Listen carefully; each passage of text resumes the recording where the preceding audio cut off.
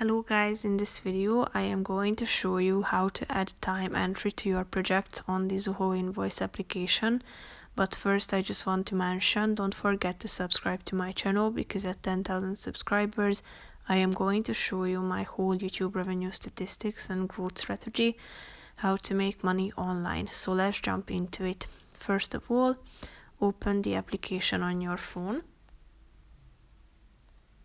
After that, tap on the More button down below, which is the last option.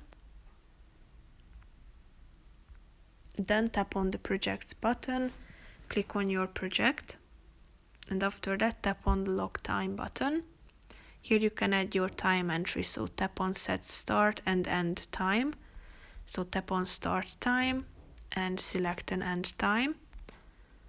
Then click on the date, set the project, then the task, the user, and add your notes. After that, tap on the Save button that you can find in the upper right corner of the screen at the top. So basically that's pretty much it for this video, guys. See you in the next one. Bye bye.